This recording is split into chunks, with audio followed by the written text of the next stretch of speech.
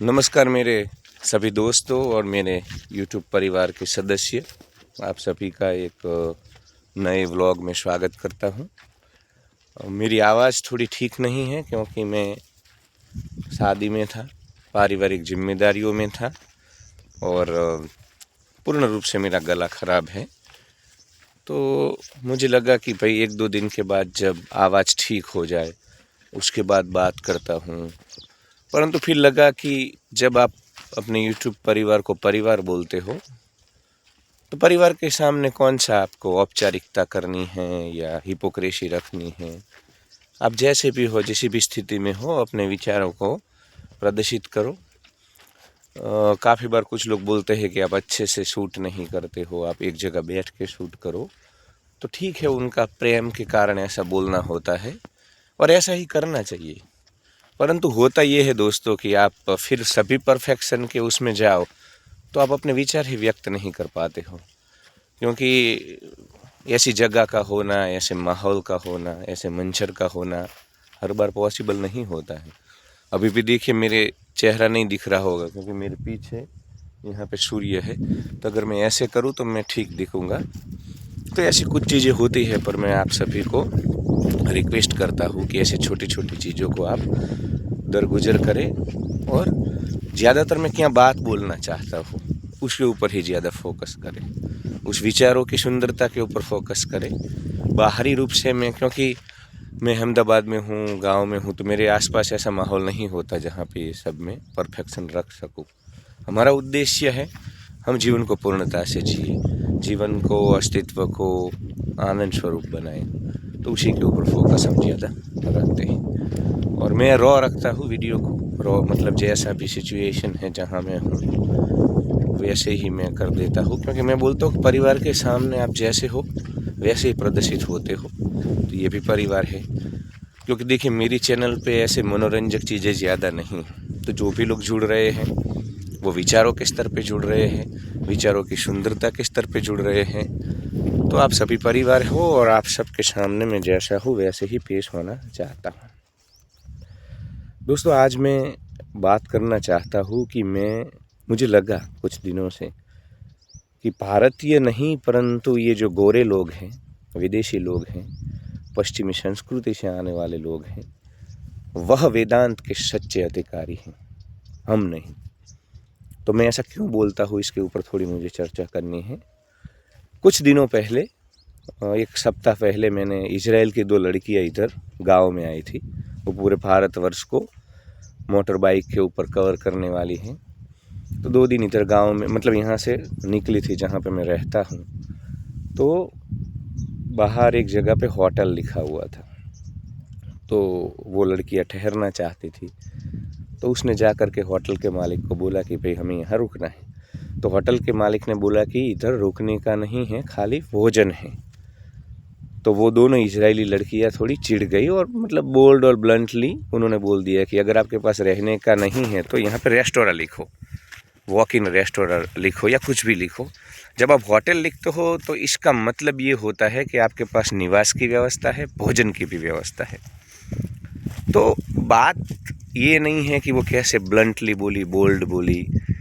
इन सारी चीज़ों में मेरा जो आकलन है या मैंने जो समझा या जो चीज़ मेरे जहन में आई वो ये है कि एक तरफ हमारे भारत की महिलाएं या लड़कियां, मैं देखता हूँ कि जब मनाली कैंपिंग करते हैं, उत्तराखंड में हम कैंपिंग करते हैं, तो जब वो अपने बच्चे बच्चियाँ भेजते हैं तो जिस प्रकार हर रोज़ कॉल करते हैं और परेशान किया जाता है हमको कि उनकी सुरक्षा को लेकर के। ठीक है, माँ बाप के तौर पे मैं समझ सकता हूँ कि आपको हमेशा, परंतु हमें वास्तववादी भी बनना पड़ेगा ना, कि क्या हम हमारी संतानों को ऐसे ही कमज़ोर रखेंगे, हमें ऐसे ही इमोशनली कमज़ोर रहेंगे। अगर आने वाले दिनों में आपको सर्वाइव करना है इस जगत में, जिस प्रकार का वैश्विक माहौल बन रहा है, जिस प्रकार का भारतवर्ष में भी माहौल बनने वाला है आने वाले दिनों में या आजकल बन रहा है, हमारी महिलाओं को, हमारी औरतों को, हमारी बहनों को, हमारी बच्चियों को हमें कहीं ना कहीं सशक्त बनाना पड़ेगा। मुझे दशमेश पिता कलगीधर बादशाह, सनातन रक्षक और भारतवर्ष के पिता गुरु गोविंद सिंह साहिब इसलिए सबसे ज़्यादा मैं हर रोज़ इनको याद करता हूँ कि इन्होंने जो खालसा पंथ की स्थापना की तब पंच ककार केस हमको पता है, वो उसमें डिटेल में अभी मैं नहीं जाऊँगा क्योंकि विषयांतर हो जाएगा। तो उन्होंने लड़कियों को भी, बच्चियों को, भारत की बेटियों को भी उन्होंने कृपाण दी, उनको एक तरह से सशक्त किया। उन्होंने बोला कि मेरे सिंह ही नहीं परंतु मेरी जो शेरनियाँ हैं, मेरी जो बच्ची है, हमारी भारतवर्ष की जो बच्चियाँ है, वो भी शेरनी की भांति ही यहाँ पे रहेगी, अपनी रक्षा करेगी, अपनी सांस्कृतिक धरोहर की रक्षा करेगी और असुरों को परास्त करेगी।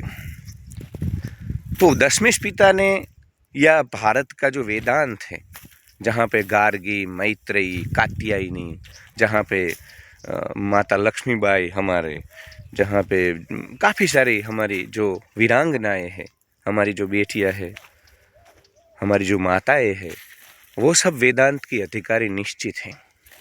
मैं जब ऐसा बोलता हूँ कि गोरे ही वेदांत के अधिकारी है तो काफ़ी सारे लोग इसको नकारात्मक रूप से लेंगे, मेरी बात को उसकी गहराई में जाकर समझने की कोशिश नहीं करेंगे।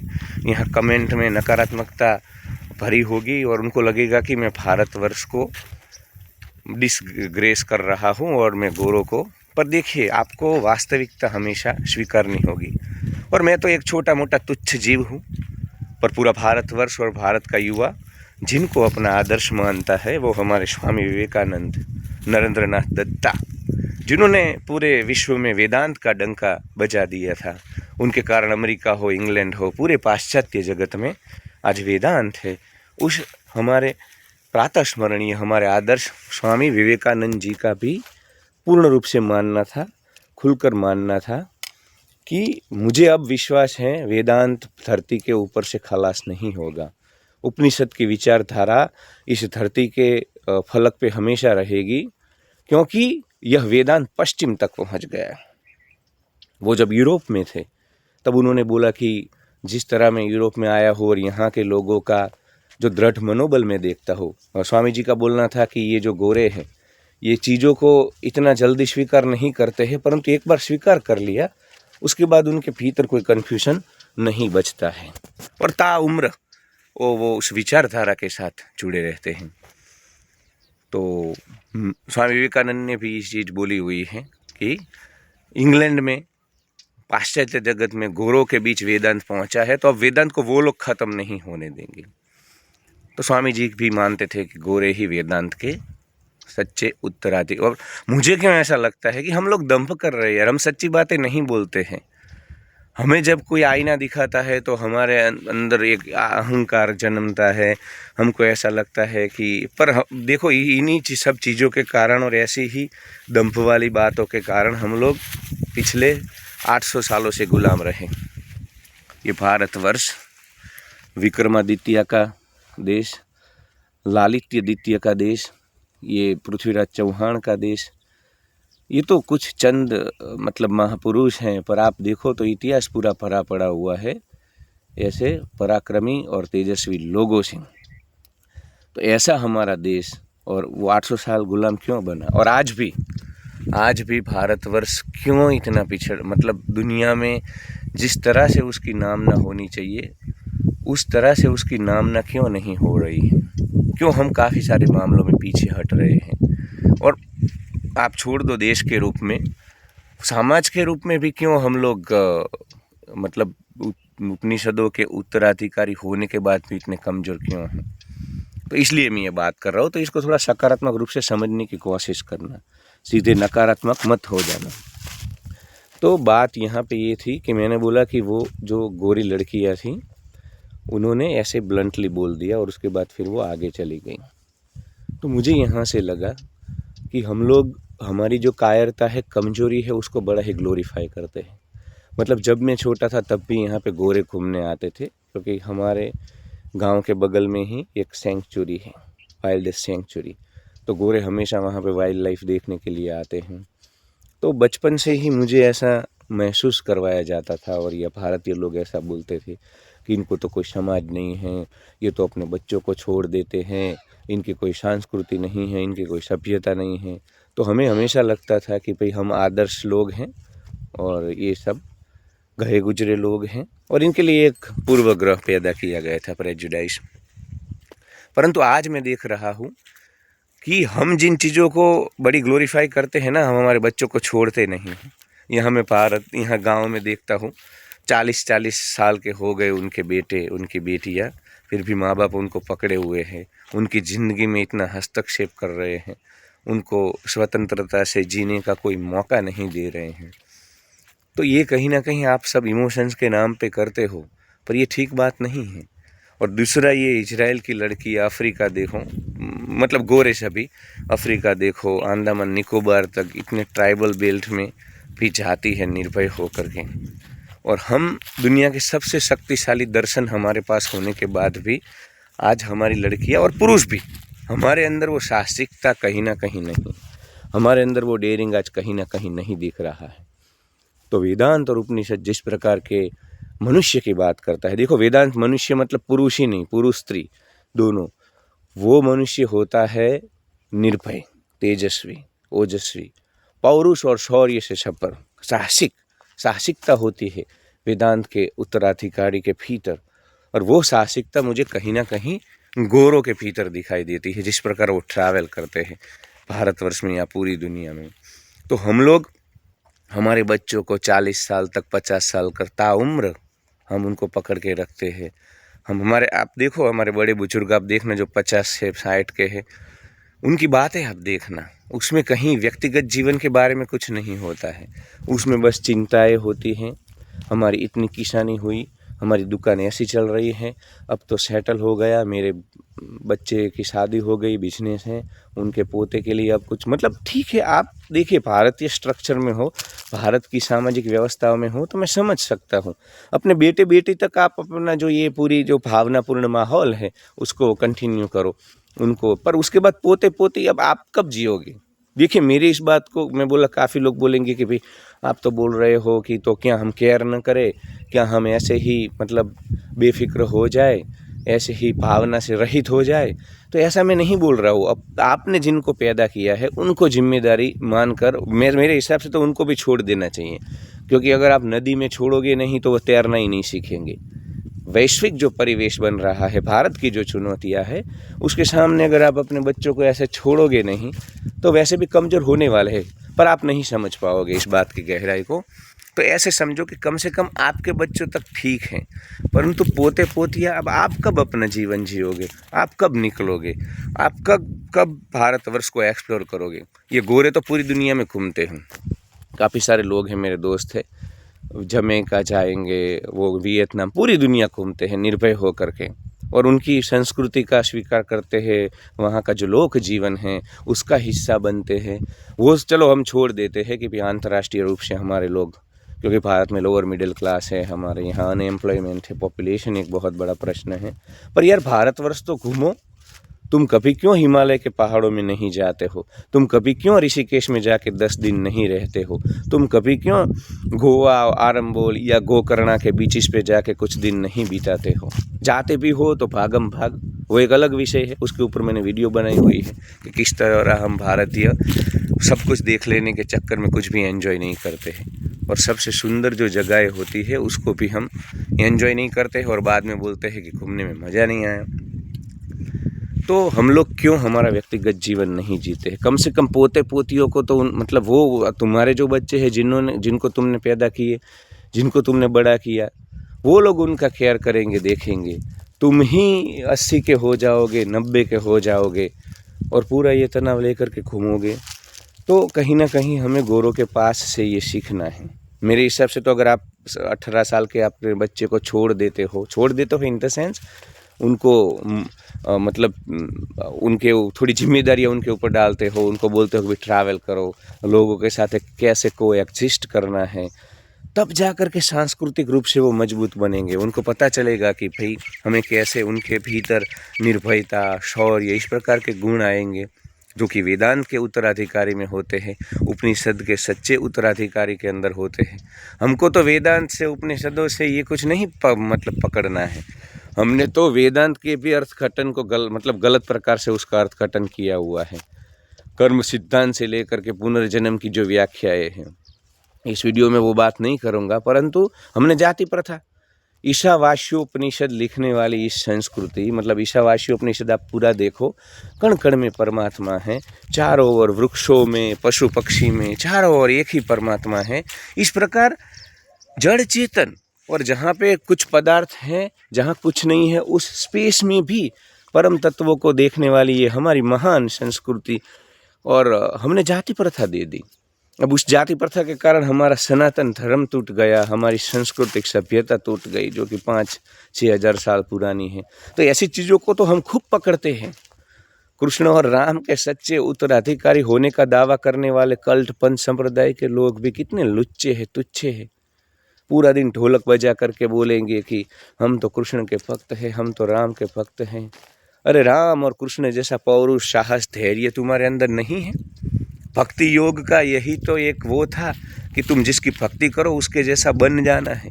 कीट भ्रमर न्याय की तरह होता है।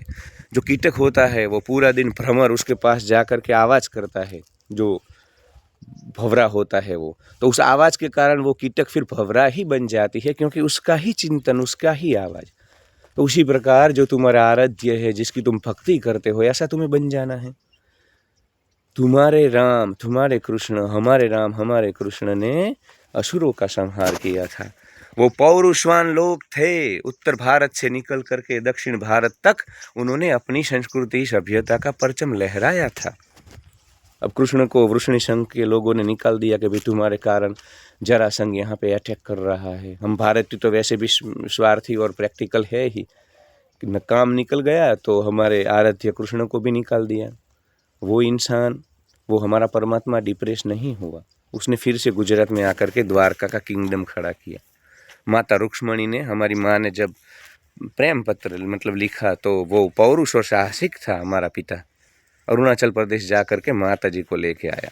उस समय में, आज भी मैं देखता हूँ 7 सिस्टर में कोई घूमने नहीं जा रहा है। उस समय में हमारा पिता और रुकुमी, जो कि माता जी का जो भाई था, उसको भी उन्होंने वश कर लिया, युद्ध किया, और अंततः रुक्मी ने भी उनका आधिपत्य स्वीकार किया। राम का पूरा जीवन देखो, जाति प्रथा, सबरी के बेर खाने वाला हमारा पिता, हमारा राम, वो कैसे, मतलब इस प्रकार की चीज़ें। तो वेदांत का कहने का तात्पर्य है कि हमने ही गलत अर्थघटन किया हुआ है। हमने जो चीज़ें पकड़नी थी वेदांत से, जिस प्रकार हमें निर्भय, वेदांत क्यों तुमको आत्मस्वरूप बोलता है पता है? क्योंकि जब तक तुम मन हो, शरीर हो, विचारों के स्तर पे हो, तुम कभी भी शौर्यवान नहीं हो सकते, तुम कभी भी साहसी नहीं हो सकते। इसलिए वेदांत तुमको उस डायमेंशन में ले जाना चाहता है जहाँ पे तुम साहसिक रहो, निर्भय रहो, इस शरीर के जाने का भी तुम्हें डर न रहे। पर क्या वो चीज़ें हमारे भीतर हैं? हम इस प्रकार हम ट्रैवल नहीं कर पाते। ट्रैवलिंग से मेरा पूरा वीडियो शुरू हुआ है, उस इजराइल की 2 लड़कियों के कारण। हम कितने डरे हुए हैं, कितने सहमे हुए हैं। अरे होंगे तुच्छे लोग, असुर प्रकार के राक्षस लोग, तो हम क्यों इतने निर्बल है कि कोई हमें मार देगा और हम मर जाएंगे? क्या लड़ने का साहस हम नहीं रखते हैं? क्या प्रतिशोध का साहस हम नहीं रखते हैं? क्या उनको जवाब देने का साहस हमारे भीतर नहीं है? बस हमको तो ऐसे, जहाँ पे भी ऐसे संजोग है, ऐसे स्थितियाँ है, जहाँ पे कुछ भी प्रकार का खतरा है, उस प्रदेश से, उस जगह से हम हट जाते हैं। तो पूर्णता से भाई हम दंभ कर रहे हैं। न ये भारत की संस्कृति है और न भारत की संस्कृति ये थी। तो वेदांत के सच्चे उत्तराधिकारी वही गोरे हैं जो बिंदास होकर के पूरी दुनिया में घूमते हैं, और बिंदास होकर के पूरी दुनिया में उनकी लैंग्वेज इंग्लिश चलती है। पूरी दुनिया के ऊपर उन्होंने कब्जा किया था। 6000 साल पहले जब हमारे पूर्वज उपनिषद लिख रहे थे, आत्मा तक पहुंच गए थे, ब्रह्मांड के रहस्यों को जान रहे थे, तब ये गोरों के जो पूर्वज है वो तो जंगल में थे, एबओरिजिनल प्रिमिटिव ट्राइबल लाइफ में थे। अभी महज 2500 साल पहले तो वो लोग सिविलाइज होना शुरू हुए। पर क्योंकि उन्होंने वेदांत की जो बातें हैं ना, वो कहीं ना कहीं, मतलब उन्होंने वेदांत पढ़ा हो या न पढ़ा हो, पर वेदांत जिस रास्ते पे, उपनिषद जिस रास्ते पे चलने के लिए तुम्हें बोल रहा है, या जिस प्रकार वो तुम्हें निर्भय बनाने की कोशिश कर रहा है, उसको मूल रूप से वही लोग समझे, और आज देखो वो कहाँ पे पहुँच गए। आज उन्होंने तकनी में जर्मनी देखो, आप यूरोप देखो, पूरा टेक्नोलॉजी, रशिया देखो, अमेरिका देखो, आज वही लोग सत्ता में हैं, पूरे विश्व के वही जमादार है, दुनिया को वही चलाते हैं, और हम पिछड़े हुए हैं। हम कितनी भी बड़ी बड़ी बातें कर ले, ग्लोरीफाई बातें कर ले, क्योंकि हमें कभी भी वास्तविकता नहीं, हमें हमेशा ऐसी ही चीज़ों में रहना है जिस चीज़ों में कहीं ना कहीं हमारे अहंकार को पोषण मिले, हमारे अहंकार की उसमें तृप्ति हो। हम कभी भी वास्तविकताओं का स्वीकार नहीं करते हैं। 1 मिनट रुकता हूँ, बाद में बोलता हूँ। जाऊ है घरे? चालू કર્યું પાણી એમ ને? ના ના ખાલી આંટો મારવા આવ્યો તો રાતે આવ્યો તો હું આવ્યો મેં કીધું યુટ્યુબ પર વિડીયો બનાવીને નાખી દઉં. આવ્યો તો પેલા મને પછી ભારે હું હા ચાલુ જ છે વિડીયો, એમાંય મેં કીધું ભાઈ રો કારણ કે રોજ રાખું હું, સમજો વચ્ચે વચ્ચે કંઈક વિક્ષેપ આવે ને. હું ચારનો અહીંયા બેઠો તો લારી હવાનો, એટલે મેં જોયો પણ મેં કીધું વિડીયો પતાવીને જવું પણ પેલા તું નીકળ્યો. તને મેં તો અહીંયા આવ્યો કા ખોણે, પછી મેં તને પાડ્યો. ના મેં જોયો છે ઓલા ખોણ, મેં વિડીયો પતાવીને પછી જઈને સત્સંગ કરું. દૂધ કે હતું ને નકર વળી પાછું તને એ જાતે ખરા. આ તો એકલો આવ્યો તો ને વેલો, कई बातों ने वीडियो पूरा कर लो। तो बात ये थी कि अगर आप वेदांत के सच्चे उत्तराधिकारी हो तो गुरु की तरह हमें निर्भय होना चाहिए। न हम क्यों डर रहे हैं, न हम हमारी सीमाओं का रक्षण कर पा रहे हैं, न हमने हमारी बच्चियों को, हमारे बेटों को इतना निर्बल कमज़ोर बना करके रख दिया है। वैश्विक परिवेश में ये लोग सर्वाइव नहीं कर पाएंगे। तो कहीं ना कहीं वेदांत को, उपनिषदों को वास्तविक रूप में अगर आपको आत्मसात करना है तो अपनी आने वाली नस्लों को मजबूत बनाना होगा, शौर्य सफर बनाना होगा। ये संप्रदाय कल्ट में राम और कृष्ण को आपने कैसा बना करके रख दिया, पूरा दिन नाच गाना करने वाला।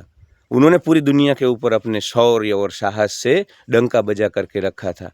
और उसके बेटे हम तभी है जब हम निर्भयता से पूरी दुनिया में निकले। थोड़ा वीडियो लंबा हो चुका है, उसके ऊपर बहुत बातें हो सकती है, परंतु आज इतना ही कहने का तात्पर्य है, जब तक शौर्य साहस नहीं है, तुम वेदांत और उपनिषद के उत्तराधिकारी नहीं हो।